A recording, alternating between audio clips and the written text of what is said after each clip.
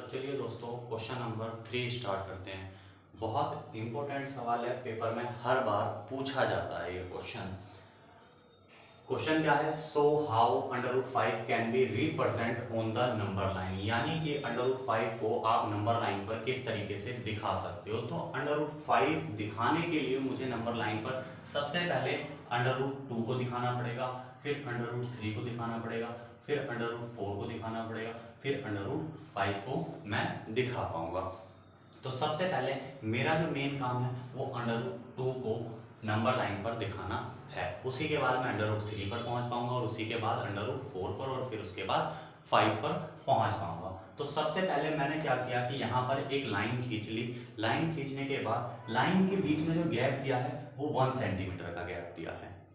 यहाँ पर 1 सेंटीमीटर का गैप, इसके बीच में 1 सेंटीमीटर 1 सेंटीमीटर 1 सेंटीमीटर और 1 सेंटीमीटर का गैप दिया हुआ है। वैसे तो मैंने ब्लैक बोर्ड पर ज्यादा का गैप दिया हुआ है, पर जब आप ड्रॉ करोगे इसे तो 1 सेंटीमीटर का गैप देना है बीच में। उसके बाद यहाँ पर जो भी लाइन मैंने खींची है, यानी कि इसको नाम दे दिया ओ ए।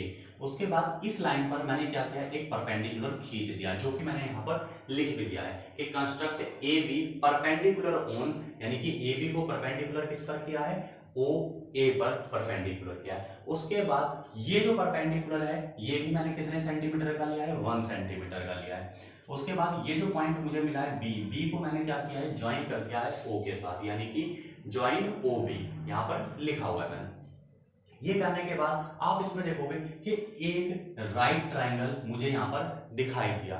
तो यहाँ पर मैं पाइथागोरस थ्योरम लगा सकता हूँ। पाइथागोरस थ्योरम कैसे लगेगी, ओ बी का square is equal to O A का स्क्वायर प्लस ओ बी का स्क्वायर, जो कि मैंने यहाँ पर लिखा भी हुआ है कि ओ बी का स्क्वायर यहाँ पर बराबर ओ ए का स्क्वायर यहाँ पर प्लस में ओ बी का स्क्वायर। चलिए अब इसको हम शुरू करते हैं करना।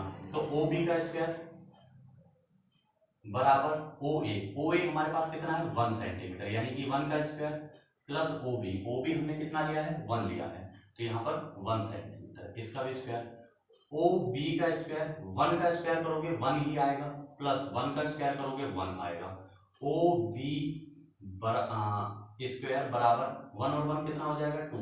यहाँ पर जब भी स्क्वायर होता है, अगर हमें इसे स्क्वायर को हटाना होता है तो राइट हैंड साइड की जो वैल्यू होती है उसके ऊपर अंडर रूट लग जाता है, यानी कि ओ बी बराबर अंडर रूट 2, यानी कि ओ बी की वैल्यू हमारे पास कितनी आ गई, अंडर रूट 2।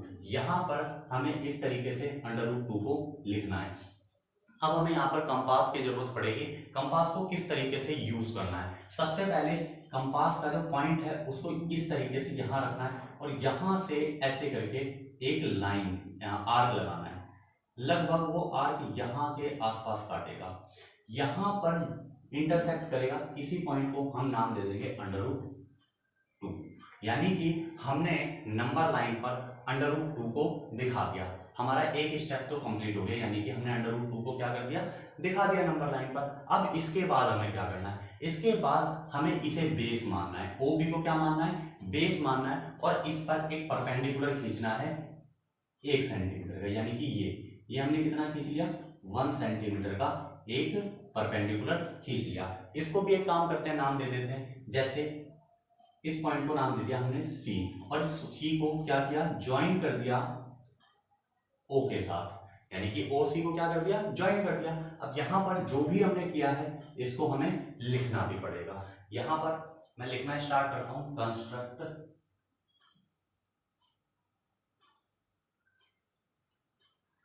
BC परपेंडिकुलर है ऑन OB। उसके बाद मैंने क्या किया, ज्वाइन कर दिया, एंड ज्वाइन OC।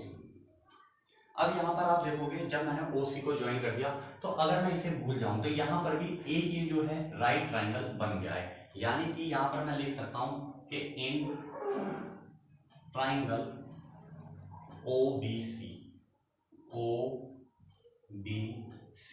इसमें अगर हम देखें तो इसमें भी हम क्या कर सकते हैं, पाइथागोरस थ्योरम लगा सकते हैं।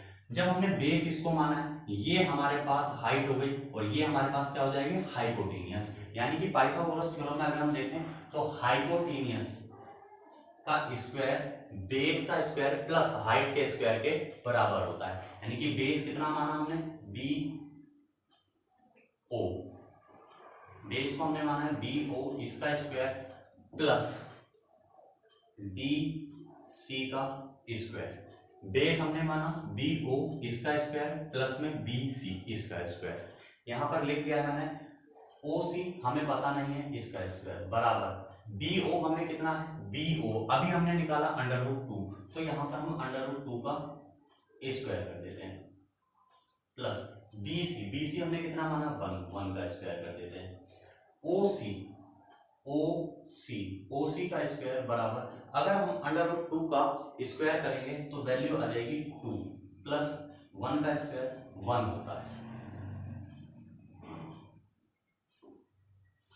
उसके बाद यहां पर हम देखेंगे कि ओ सी स्क्वायर बराबर 3, यहां से हमें स्क्वायर हटाना है, ये स्क्वायर हटेगा तो वैल्यू √ में आ जाएगी। यानी कि अगर हम देखें ओ सी की जो वैल्यू है, ओ सी इसकी जो वैल्यू है वो √3 आ चुकी है यहाँ पर। अब फिर से हमें कंपास की जरूरत पड़ेगी। हम क्या करेंगे, यहां से कंपास का जो पॉइंट है वो यहाँ पर रखेंगे और यहाँ से इस तरीके से पॉइंट को रख के और यहां से एक आर्क लगाएंगे इस तरीके से, जो कि लगभग यहां काटेगा कुछ % आगे, तो यहां पर काटेगा यानी कि इंटरसेक्ट करेगा। इसी को हम बोल देंगे कि ये क्या है, √3 है। दूसरा स्टेप हमारा खत्म हो गया, यानी कि √3 को हमने क्या किया, नंबर लाइन पर रिप्रेजेंट कर दिया। इसके बाद अब हमें क्या दिखाना है, √4 दिखाना है। जब हमें √4 दिखाना है तो हम बेस किसे मानेंगे, OC को बेस मानेंगे, यानी कि ये हमारा क्या हो गया, OC बेस हो गया। इसको बेस मानते हुए हम क्या करेंगे, एक 90 डिग्री की लाइन और खींचेंगे 1 सेंटीमीटर की। ये इसको कोई नाम दे देते हैं, जैसे इसको नाम दे देते हैं D को नाम देने के बाद इसको फिर से हम ज्वाइन कर देते हैं O के साथ, यानी कि O के साथ हमने क्या किया, ज्वाइन किया। अब जैसे हमने इसको ज्वाइन किया इसी तरीके से हम यहाँ पर लिख भी लेते हैं, जैसे कंस्ट्रक्ट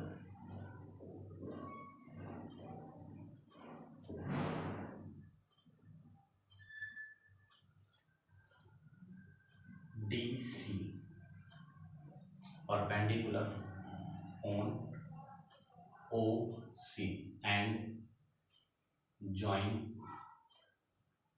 OD। OD को हमने क्या किया, ज्वाइन कर लिया। ज्वाइन करने के बाद अब हमने बेस किसे माना था, OD को हमने क्या माना था, बेस माना था। अब अगर हम देखें तो यहां पर हमें एक ट्रायंगल दिखाई दे रहा है, ये यानी कि DOC, यहां पर लिख लेते हैं इन ट्रायंगल DOC। इसमें अगर हम देखें, हमने OC को क्या माना था, बेस माना था। ये हमारी परपेंडिकुलर हाइट हो गई और ये हमारी हाइपोटेनियस हो गई, यानी कि हाइपोटेनियस का स्क्वायर बराबर बेस का स्क्वायर प्लस हाइट का स्क्वायर, OD का स्क्वायर बराबर OC। बेस हमारा क्या निकला था, अभी हमने निकाला OC कितना निकाला है, √3 का स्क्वायर प्लस DC अभी हमने किया 1 सेंटीमीटर का परपेंडिकुलर, तो यहाँ पर इसको 1 इसका स्क्वायर, OD स्क्वायर ऐसे कैसे रहेगा, जब इसका स्क्वायर करेंगे तो ये 3 आ जाएगा, प्लस जब भी किसी √ की वैल्यू का स्क्वायर करते हैं तो उसके ऊपर से √ हट जाता है, 1 का स्क्वायर 1 ही रहेगा, OD स्क्वायर बराबर 4। जैसे ही मैं यहाँ पर से स्क्वायर हटाऊंगा उधर √ लग जाएगा, यानी कि ये वैल्यू क्या आ गई हमारे पास, ये जो OD की वैल्यू आ गई वो √4 आ गई। जब ये √4 आ गई तो इसको क्या करना है, फिर से हमें यहाँ पर कंपास की जरूरत पड़ेगी।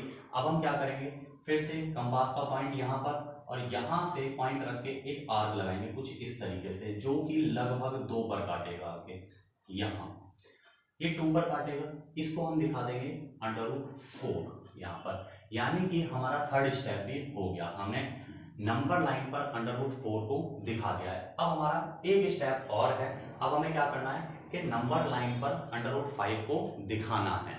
तो अब हम कैसे दिखाएंगे, अब हम बेस मान लेंगे OD को बेस मान के फिर से एक 90 डिग्री की लाइन खींचेंगे 1 सेंटीमीटर की, यहाँ पर हमने खींच ली, इसको नाम दे देते हैं कुछ जैसे E हमने 90 दिया।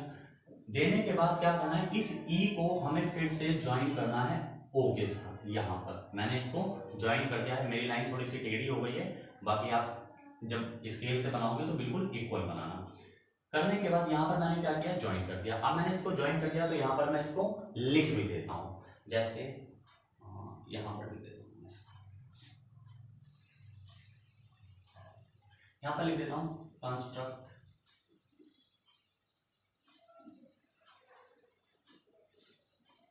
DE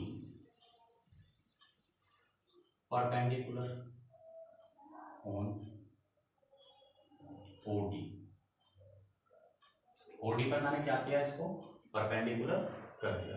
उसके बाद यहाँ पर क्या किया कि E और O को ज्वाइन कर दिया, यानी कि एंड ज्वाइन E O को थोड़ा सा इधर लिख देते हैं इसको, E O को मैंने क्या किया, ज्वाइन कर लिया। अब आप देखोगे अगर आप इसकी तरफ इसको भूल जाओ तो यहाँ पर फिर से एक ये राइट ट्राइंगल बन रहा है, तो यहाँ पर हम लिख देते हैं इन ट्राइंगल EOD। EOD में अगर हम देखें तो हमारे पास क्या है, 90 डिग्री के सामने वाली जो साइड होती है उसको हम क्या बोलते हैं, हाइपोटेनियस। तो हमारी EO जो है वो हाइपोटेनियस है, यानी कि EO का स्क्वायर बराबर किसके होगा, बेस के स्क्वायर के प्लस हाइट के स्क्वायर के। तो बेस हमने क्या माना था, OD, यानी कि OD का स्क्वायर प्लस ED हमारे पास क्या है, हाइट है, यानी कि ED का स्क्वायर, EO का स्क्वायर बराबर OD हमने निकाला था यहाँ पर कितना, √4, इसकी वैल्यू √4 है तो √4 का स्क्वायर। ED हमने 1 सेंटीमीटर की लाइन खींची है इसलिए 1 का स्क्वायर।